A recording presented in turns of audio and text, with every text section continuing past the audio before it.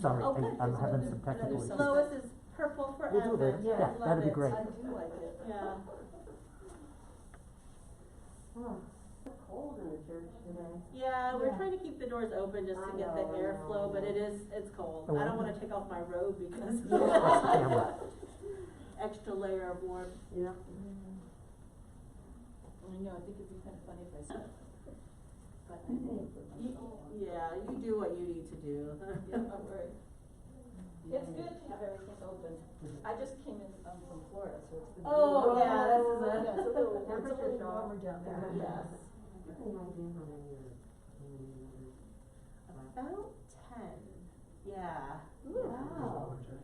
No, I have a coat, I just. Yeah, you're I probably right, yeah. thought it might be a little weird to be talking with a coat on. But this is one. Yes, yes. It's good airplane. They've been pretty Well, good, it's good I feel like, pull it up. the session lengths, they've been managed. But unfortunately, Yeah. it's car. Zoom, yeah, right. Oh. It's a fun. Oh boy. Yes, I'll tell you a funny story about this coat that I think I have one somewhere too. I left it on a train. Joan would know. And, I did. I had a broken arm, I had a bag, and a briefcase, and a thing. Yes. And as soon as I got off the train, the train Hi, rolled Nancy. Welcome. So I called right, went to Good to have you. called right away. Sorry, it's just tough calls from worship to this, worship to the adult education thing. Yeah, absolutely, please have a seat. Yeah. Somewhere for her to land while you sing. Yeah. My husband, my husband was like, and I was like, oh my God. And by then it was probably already at least 4 years old. So anyway, fast forward. Wasn't Washington, wasn't in New You York. have any wasn't in questions of Boston. where, to find a map for her? You know where the sanctuary is. Well, it's not here, so Yeah. 6 weeks later I packed to Boston. And I called my aunt and I said, I just. Dave, how we doing? And I said, I'm going. We're about 30 seconds away, but everything is working. YouTube is live, the website is live. So she said, well, I have some answers. Nice. Is somebody here? And I appreciate you So great. literally, I went to the train station, I went in and I go, no, I just. And then I gave Susie the box. Oh, thank you. You're welcome. Do you wanna put this down around? At any rate, at any rate, I went in and they go, we have this one coat, we don't really know, cause I can see the raincoat. The woman goes out and she goes, is this in your coat? Oh, did you? Oh, Oh. no, it's my coat. Cause it goes everywhere, fits in the suitcase like nothing, it goes everywhere and it's warm. Everything's good. No, what was?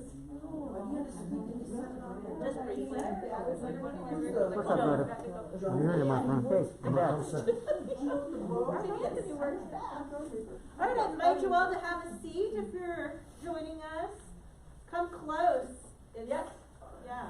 We'll get some, well, unless you need to be socially distant, but that's okay too, but, we wanna make sure you can hear. Nice. Back up. Well, thank you. David, are we good to go? Yeah, we are. Okay. We're also live streaming this, so, good morning, welcome. We're glad that you're here. We're excited to have Joan Hill here, or Joan Louise Hill. She has co-authored a couple of books. The Miracle Chase was the first one, and today you can get a copy of The Miracle Collectors if you would like. It's wonderful stories about people who have experienced what we would call miracles, or maybe you wouldn't call them miracles, but we'll talk a little bit more about that. She was a great friend of Paula Morgan's, who sings in our choir, and so we were connected that way, and we're so glad that she's here. Thank you for coming, Joan. I'm going to pass the baton to you. Thank you. Thank you for, yeah, guess what? Haha, I get to take my mask off. Yes. All righty, well, thank you for having me, truly. You know, it's really a pleasure to be here, and it's been great fun to meet Reverend Lee, and this service this morning was just absolutely lovely. I feel just so blessed to have been part of your congregation this morning, so thank you for that. So, you know, it actually, so many things that were said today are really things that resonate with the stories of both the Miracle Chase and the Miracle Collectors. That notion of saying yes to God, notion of, you know, who we are, and especially Zacharias, this morning, I'm not sure that when he was a child, he decided he would be a tax collector. And I can tell you for sure that when I was a child, I never thought I'd be a miracle chaser nor a miracle collector. I know Paula because I was fortunate enough to be hired by Paula back in 1983, and she was the best boss I ever had. And at any rate, I only wish I could still be working for her. At any rate, so, how does one become a miracle chaser or a miracle collector? And it's, God works in mysterious ways. I think we all know that, right? So, where did these stories come from? And I guess it's as simple as a morning coffee get-together. Where I was living with my two friends, Katie Mahan, and I guess Katie is a good friend of one of Chris's. So it's a very small world. So there we were in Moraga in a coffee shop talking, and the three of us had these amazing experiences that had happened to us. And I can go into those later, but at any rate, it became this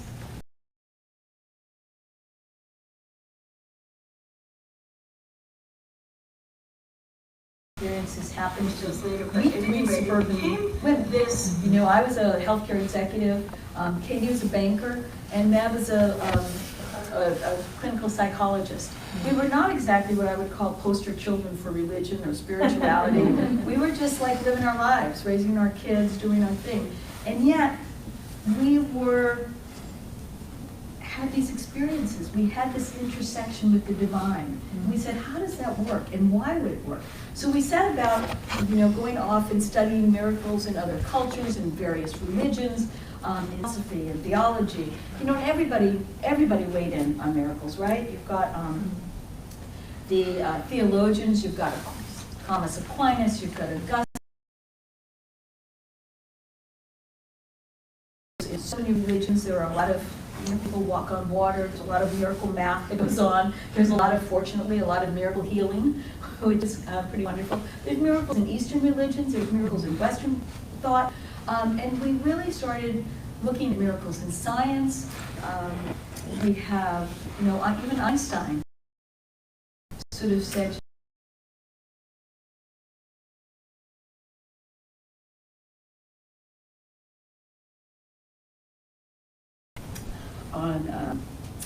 on miracles. There was this terrific debate.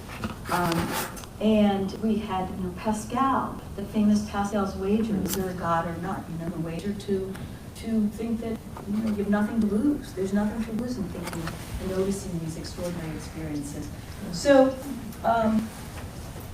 when we think about miracles, so anyway, miracles in a second, so the way that the second book came about, we went around and we spoke about our stories, the things that had happened to us, and what we had learned, as I said, in science and philosophy. And people came out of the woodwork to begin to tell us their stories.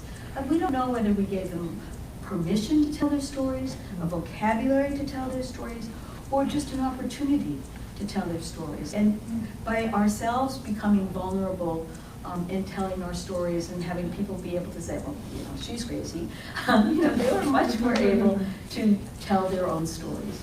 And to be honest, over the years, the more stories we heard, and we kept note of these stories, the more we felt like the story keepers in reverence.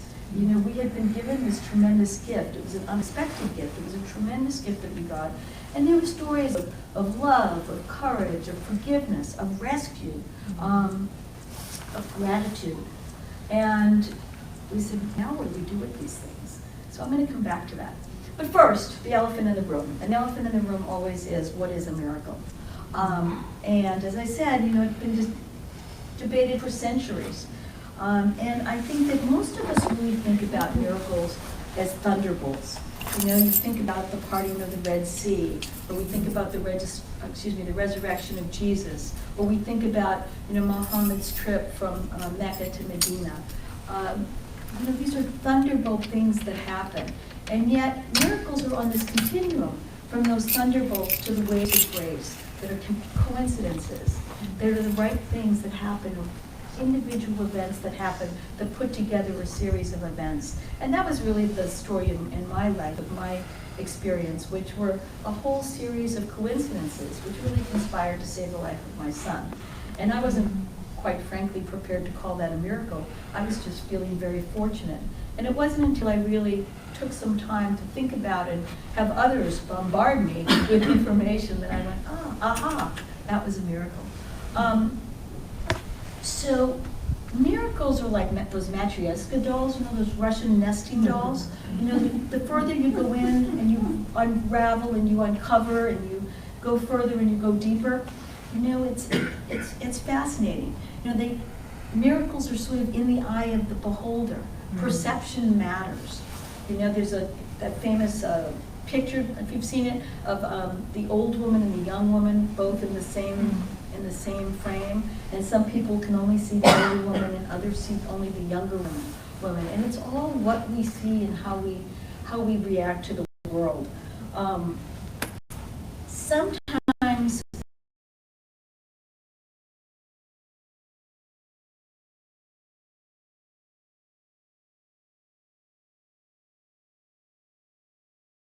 and Skype was a thing before Zoom. I was Skyped into a book group, and we're talking about miracles after the first book, and a woman kind of raised her hand. She'd been in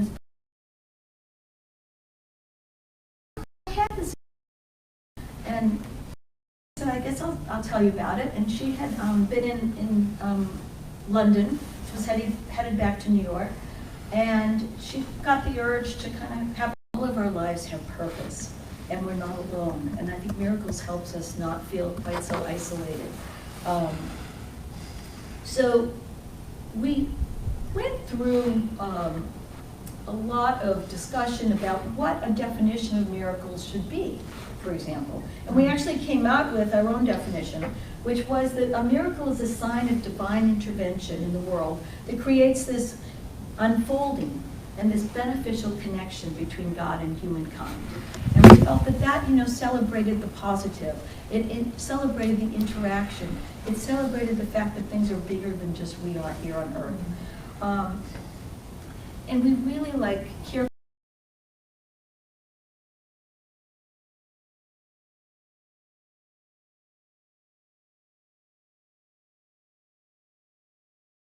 Los Angeles, and a woman came up to us and she said, I just have to tell you a story. And her story was this. She was a very busy executive in a very high-powered company, male-dominated. She was the highest-ranking female in her company. She had 3 children under 5 and a husband. And she was one busy person.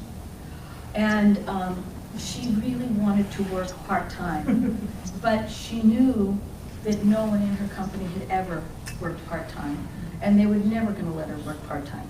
And she just felt that she had worked so hard to get to this position, and she was afraid to go take the next step to do what she needed to do. So one day she's driving down an LA freeway on Saturday afternoon, doing too many errands and too little time, and she 3 kids are yakking in the back seat, and she just goes, oh my God. She looks up, she goes, God, I need a sign. I just can't do this anymore.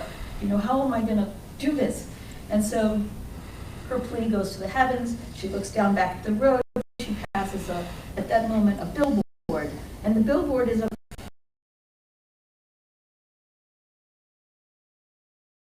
particular devotion to the Blessed Mother in Mexico. It's an ad for a Mexican brewery. And the ad says, just ask. She says, God, I didn't mean like a sign. Just a sign. So she said, okay. So she went into the office on Monday and went to her boss, and she said, I really need to work part-time until the kids are older and whatever. And he goes, fine, we've just been waiting for you to ask. So sometimes signs can be literal signs. Other times they're not quite so literal. I think miracles are this universal language. We've got miracles on the Hudson. We've got miracles on ice. We've got miracles in sports. We've got miracle beauty products, whether it's eye, wrinkle reducer, or I was just in the drugstore the other day and there was miracle mouthwash. I noticed that when we were working on a building, the construction site this past year, the TVAC stuff which comes out, you know, that white stuff or blue stuff that you put before you put the other boards. You know, it's DuPont, a miracle of science. It's like, okay, there really are. You just look at the headlines, there are miracles everywhere. So there is this sort of universal conception of what a miracle really is. So anyway, now back to the book. So we told our stories, we were shocked and delighted by this outpouring of stories from others. We said, well, you know, what do we do with these? And in the, you know, literary industry or publishing industry or writing industry, you're supposed to sort of write something that only you can write, perhaps. And we thought, okay, maybe we need to write about these stories. But we wanted to, there's plenty of lovely books with nice stories, and I personally love those. But we wanted to give these stories legs. We wanted to put them in a context. We wanted to give them meaning, because we felt that they had so much meaning from the people that told us their stories. So that's how the Miracle Collectors Uncovering Stories of Wonder, Joy, and Mystery really came about. So what is it?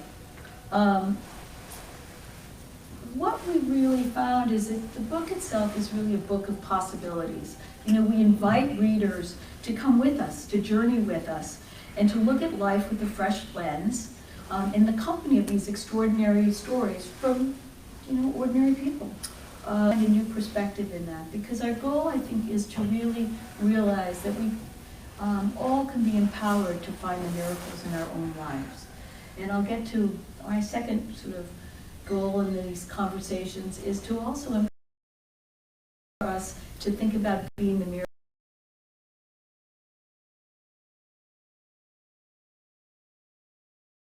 I think the first thing is by becoming aware. So the first section is all about becoming aware. You know, you might think, well, I'm aware. I know what's going on. But it's really hard to do, especially now at the holiday time. You know, there's so much buzz and there's so much going on and there's so many lists and things we have to cross off that it's hard to just take a deep breath. And I love that in the benediction where we took a deep breath and took a moment. Because paying attention really is harder than it sounds. Of our nose, you know, we can't say for the trees. You know, we need to take time to better notice which is around us. And as I also said today, these things are free. You know, the stars in the heavens, the flowers, the smell of the evergreens that we now are smelling with the Christmas trees. You know, it's necessary to look at what's around us and also recognize the things that color our perception and that we kind of, how we think about things. You know, awareness is more than simply paying attention to the obvious. Sometimes it's also recognizing that we see what we expect to see. You know, our perception is colored by the views that we've long held, based upon perhaps our life experiences. And I think we heard that as well this morning in the sermon, to look outside of what we might think. There's a kind of funny study that was done at Harvard actually with students. And the students were asked to, it was a video of you know, basketball game being played, people in white shirts and people in black shirts. And the task was to pay attention to how many times the ball passed between those in the white shirts and those in the black shirts. And these were Harvard students, they wanted to do their job. And they, at the end of the discussion, the real study was how many people saw the gorilla. That in the middle of this short video of people passing the ball, there was a gorilla for 9 seconds in this video that walked into the field, that thumped his chest, and then strolled around and then walked out. More than half the people didn't see the gorilla. You know, sometimes we just don't see things that are in our midst. And so by becoming more aware and by changing our perception, we may actually see more miracles that are around us. So the second insight is really about deepening connection. You know, as Brené Brown says, we're really hardwired for connection as humans, and she doesn't really mean to our phones or our computers or our cars, but to each other. And I think that what we found in sharing these miracle stories is we have found that we really can celebrate and find the similarities that bring us together instead of paying full-on attention to our differences, which is what sort of the polarization of our society has kind of led us to. So by sharing these stories of these moments that have happened in our lives, these important miracle moments, we can relate to each other more as humans.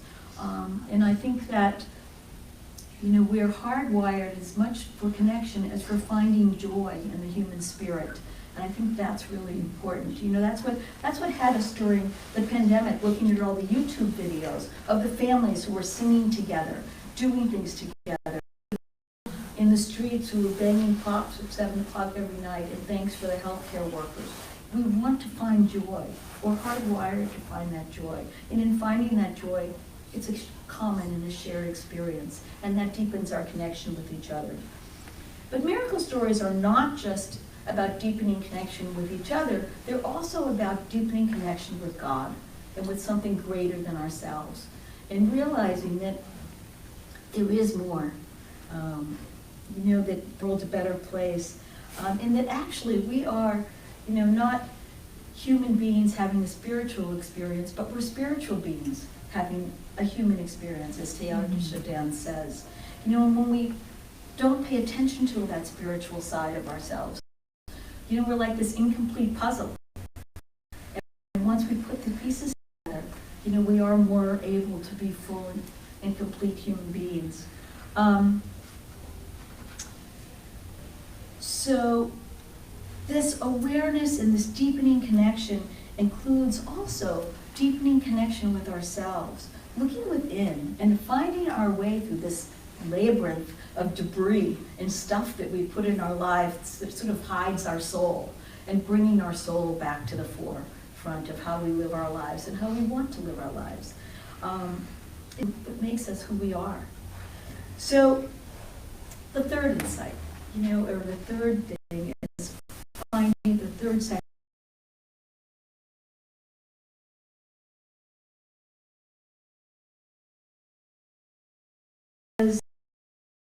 on this path of personal meaning, making us really be aware that we have some value to the world, and we shouldn't let our light be hidden under some basket, as happens in the Bible. It's really about the journey. It's not that we get to this destination and there's this box, a little flagstaff here and the bell.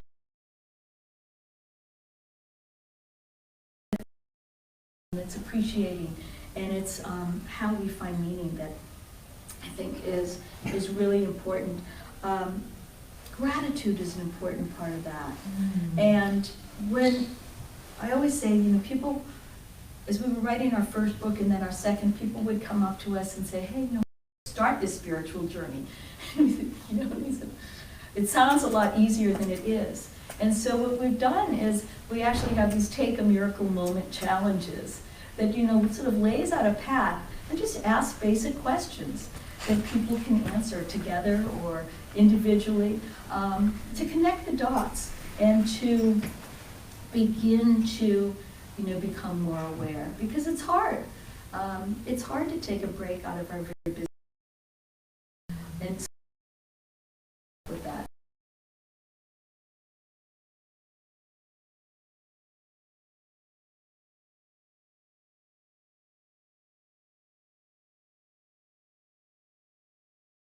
So, what else did we learn? I think that what we really found is that we have sort of these 5 concepts that really lead the way about miracles. And the first one is really miracle vision. And miracle vision is this, as I said, this change in perspective, this sort of increased appreciation, this notion of paying more attention to things. They're paying attention to what's going on in the world around us. The nature is certainly alive with miracles. But then there are other things where we can, by virtue of just, taking out our earbuds, we can notice something that perhaps makes a miracle happen. And in Chandler, Arizona this year in March, that's exactly what happened. This is an interesting story that actually cuts across a number of these concepts, but I'll tell it to you as Miracle Vision. And Justin Heron is a linebacker for the Patriots and the New Patriots. And so he's a big guy. I might have put this story under Miracle Courage, which was the next thing we're going to talk about. But actually, I figure if you're a linebacker in the NFL, there's probably not much you're afraid of. And he had been injured last time. Sometimes you have to kind of go with it and think that maybe you just need to jump in. So he decided that his walk was over and it was time to run. So he ran across that football field distance. And he saved this woman from a sexual attack. And when the town of Chandler wanted to honor him, the woman showed up as well. She wasn't expected to be there, but she said she wanted to always remember not the face of her attacker, but the face of her Savior. And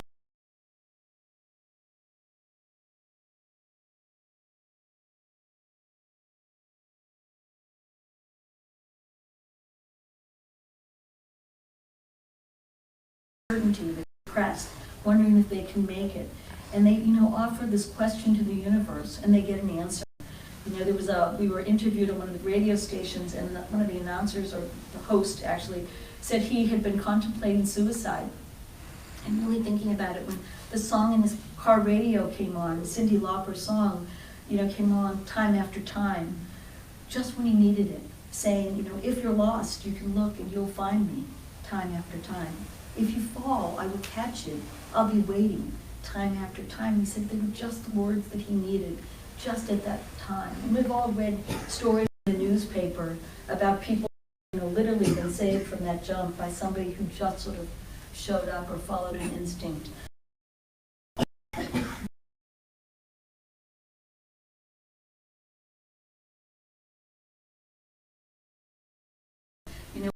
Positive intent, checking our egos at the door, knowing that there's something bigger than we are is really important. That became really our secret sauce to be able to work together for 20 years, writing about things that were personal, things that were intense, sharing our secrets, really important. My favorite part about generosity of spirit, though, is that it's contagious. It's that pay it forward, it's contagious. It's when somebody does something one way, then you feel much more willing to do something positive. And about a year ago, at a Dairy Queen just north of Minneapolis, which is a town I lived in for a couple of years, a gentleman, did the drive-through and paid for his meal. And as he was paying for his meal, he said, I want to pay for the people behind me, and $20 or whatever. And so he did. He paid for the people behind him, and he felt good about himself, and off he went. Well, when car number 2 came forward, they said, "Oh, your meal's been paid for by the gentleman in front of you." And they were like, "Wow, that was really nice. Well, we want to pay for the car behind us." That went on for 900 cars in 3 days. Generosity of spirit is contagious, and it's something that we can all foster, especially, at this time of the year. I think it's so important. It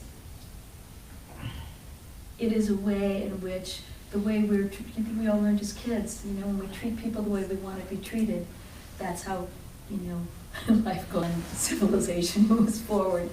The third thing is really miracle courage. So miracle courage takes practice. You kind of have to exercise it like you exercise a muscle.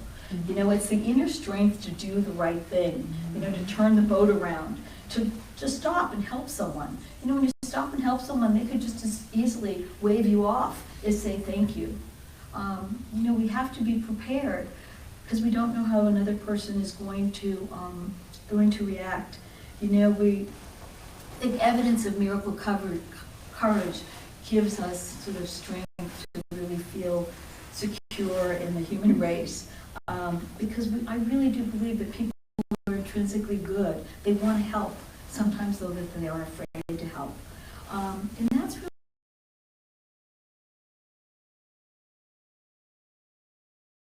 but this year in Iowa, there was a 6th grade girl who brought a gun to school. and started shooting. There was a middle school teacher by the name of Krista Gelhing who sprang into action. She let her kids out the back door of her classroom, and she sent them running off to the high school, away from where the shots were coming from. Then this teacher went out into the hallway where she heard the shots being fired. She went to comfort an injured student who was there, and then she saw the young girl with the gun. She got up and she walked to that young girl. She was speaking calmly. She tried to settle her down. And when she got close, which is a miracle in and of itself, she put her hand on the girl's arm. She let her hand slide down her arm until she got to the gun. And the girl gave her, the gun. She hugged the girl. And she stayed with her until the police arrived. That to me is miracle courage in an extreme.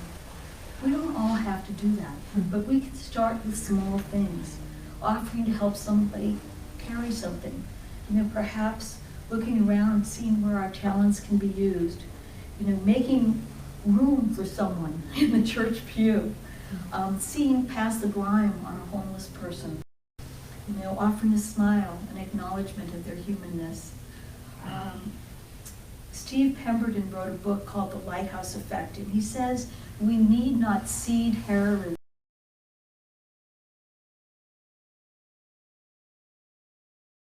Places. It's not the only place where heroes can be found. And I'd like to offer that I think each one of us can be a hero. Which really leads me to the next of the fourth of the 5 insights, which is really being the miracle. How do we do that? So again, there's the idea that we can be the miracle for someone else. They say that there's no atheists in foxholes. That when you're in the foxhole of life, you're looking for help no matter wherever you can get it. And it's often, you throw up the prayer to God, please help me. Please save someone. Please find me a job. Please help me with this. We're asking God to say yes to us. But sometimes we need to be able to say yes to God. Provide God and assist. When we can step in to see the miracle. We say in the miracle business that everybody has a job and only we know what it is. But sometimes we just happen to be the right person in the right time in the right place. And that's what happened to Flavian Carvalho, who is a waitress in just outside of Orlando, Florida, earlier this year. She went to serve a family, and a husband or a man and woman and a small child, and a 10-year-old, and the 10-year-old had a hoodie on and long sleeves and whatnot. And the man and the woman ordered food, and she said, "What about the young boy?" He said, "Oh no, he doesn't need any." And food at that point. So something just didn't seem right, and she kind of noticed he kept pulling down his sleeves, and she just didn't think that something was right. The table that these people sat at was the only place in the restaurant where the kitchen was behind the table, and the parents were facing out towards the rest of the restaurant, but the young boy was opposite her and facing into the kitchen. So she thought, there's something not right about this. And talk about, calling on miracle courage, talk about miracle vision, noticing, talk about miracle courage, doing something. She went in the back and she wrote on a piece of paper, "Do you need help?" ? And she held it up by the kitchen, behind the parents' back, but where this young boy could see this. And he nodded yes. She called the police.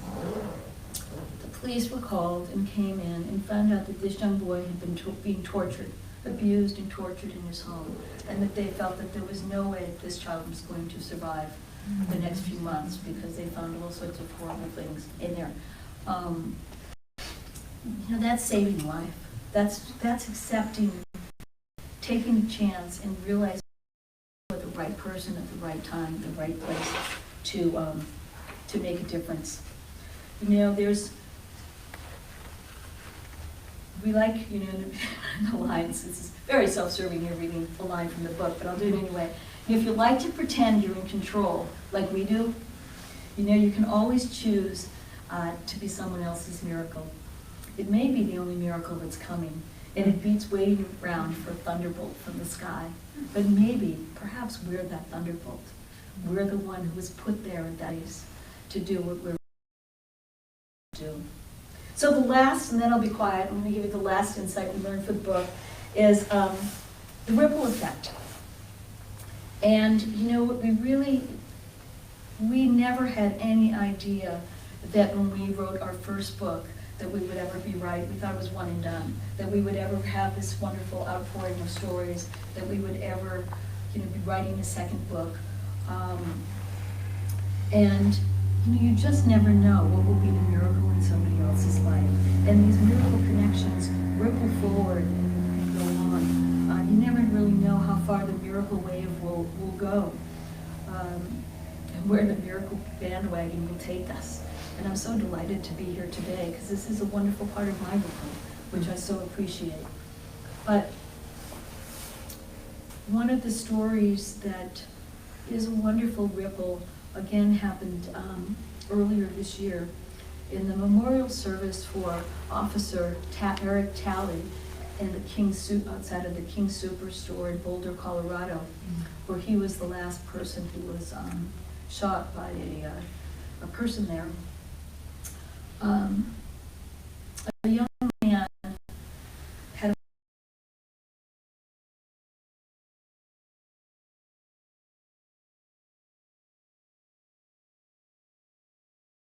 police officer, and the commander in charge sort of said, "Well, what is this for?" And he said, "Let me tell you a story." He said, "When I was a young boy, 12, 13, I was out with my buddies. We had taken alcohol from our parents' closets. We had gotten some stuff that we probably shouldn't have had from somewhere else. And we were in a field, and we were raising cane. And neighbors called, and the police came to Tally. And he could have taken us into the station. He could have booked us. He could have written reports. Instead, he sat us down. And he said, "Gentlemen," he said, "there are two roads here. And the road that you're on right now, not a good road. You can have a life that has mistakes, or you can say, there's another road. And there's a road of paying attention in school, and there's a road of honoring your parents, and there's a road and a life ahead of you." And this young man chose that road, and he had gone on to school and became an engineer. And he said, "Officer Talley changed my life, changed the life of my wife and my child. And had he taken me in, and had I had a record, and my life would not be the same." He said, "So I am just here in honor of this man who changed my stars." I'm sure Officer Talley had no idea. That was just part of what he did in his day. And I think each of us have no idea how the way we live our lives really affects someone down the road so many years, in the years to come. So I guess what's important is that we all acknowledge, I think, our unique place in the world, and we recognize these miracle experiences that come our way. They're there for the taking, they're there for the noticing, whether it's through, as I said, through our senses. And I think it has been an incredible, focus on inspirational, that people see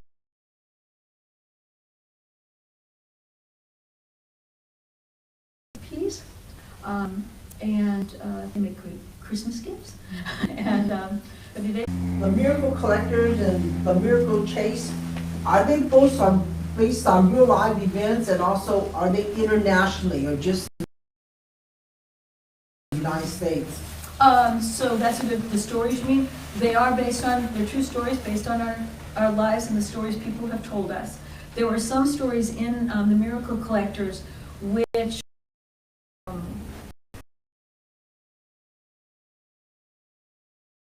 rescued, from the cave last year. What country was that? Thailand.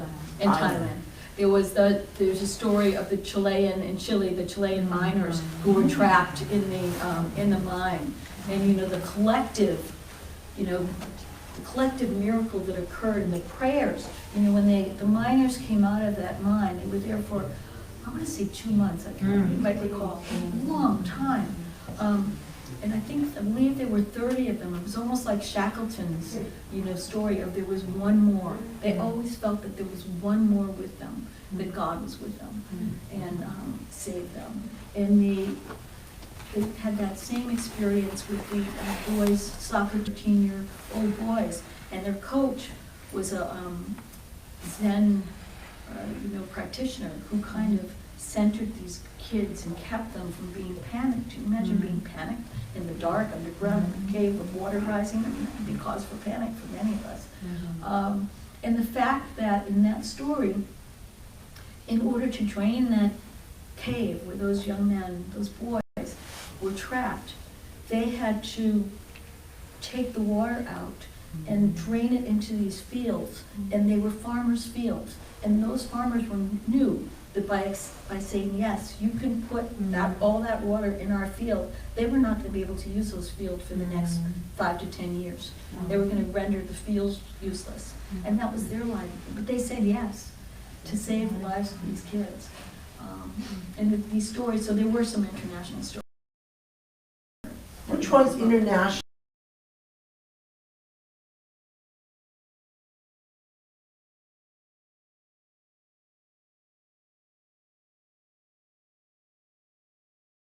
So it's based A personal here. story. It's our 3 personal Americans, stories. they're American. Americans, yes.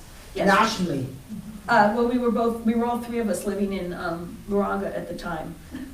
So it's hardly In Moraga, California. Yes. You mentioned Moraga, California. Yeah. We were neighbors there. Now I now live down on the Monterey Peninsula, and Katie's now in New York, and Meb is still in Walnut Creek. So the Miracle Chase is in Moraga, California. Well, that's where we started writing it. Okay. We'll take a couple more questions, maybe 2 or 3. Go on for the Nice. for stories. Anybody have a story they want Yeah. to share? I love stories. My Yeah. brother, he had a difficult first marriage. It was a very loving marriage for many years, but then things changed. He became separate, and he started singing for a church radio show. And this lady that was 80 years old had decided she wanted to introduce him to her daughter. So they got married, and she happened to be a registered nurse. And then my grandfather died at 55, and my father died at 55 from heart trouble. So then at 54, my brother, she noticed some liquid in his lungs. So she rushed him to the hospital, and he got one of the first metal valves put in, like David Letterman. And so then that quit working. He had a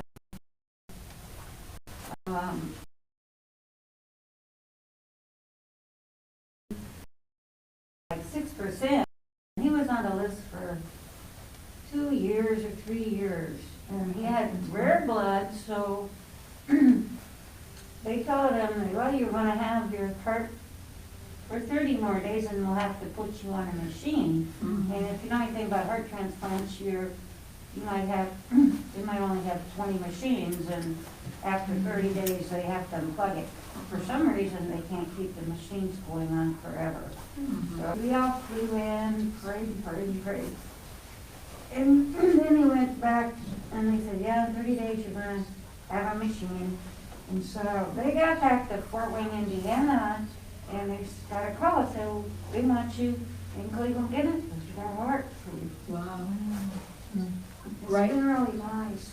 He's 13 years. Most people, he had 5 people at the same time have hearts. 2 of them died before they left the hospital, and the other 3, one of them has died, so it's just him and one other person out of the 5 that had surgeries. And 13 years. Thank you for sharing that. Yes, ma'am. Hi, so you said one of your miracles, the miracle of courage, was that one of the ones that you mentioned? A miracle courage is one of the things. You know, I was thinking about that, and I was thinking how it has taken me courage to stay at Calvary Presbyterian Church. And I am very happy that I did. That's wonderful. We are too.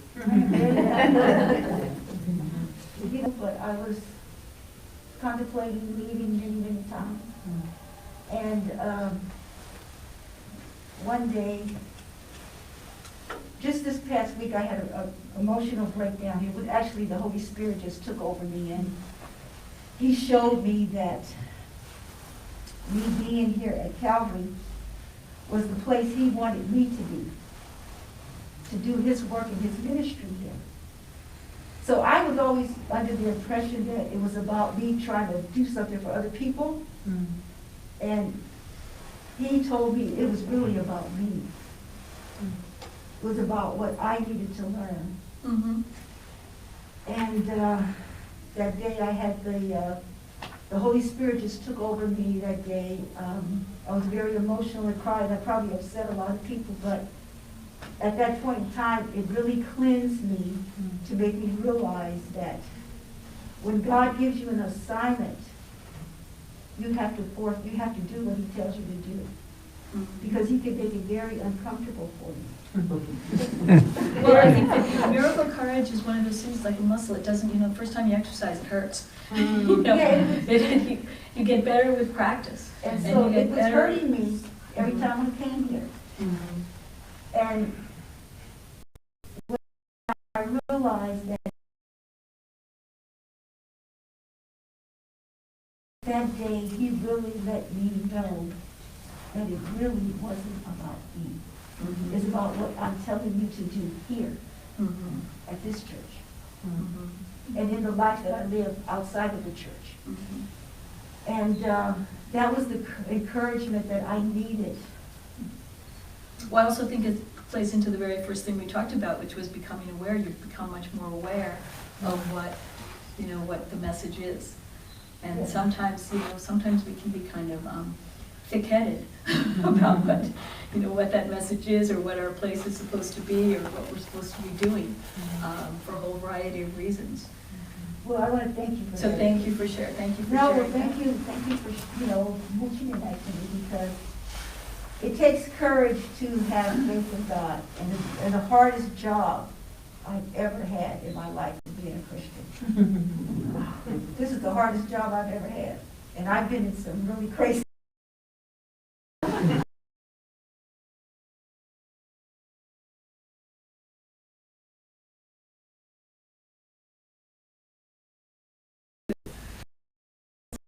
Question? Been a great audience, thank you. I'd be happy to, if anyone's interested in getting a book, I'd be happy to sign it, either in general for someone else or for yourself, or whatever you like. Thank you, Joan. Thank you.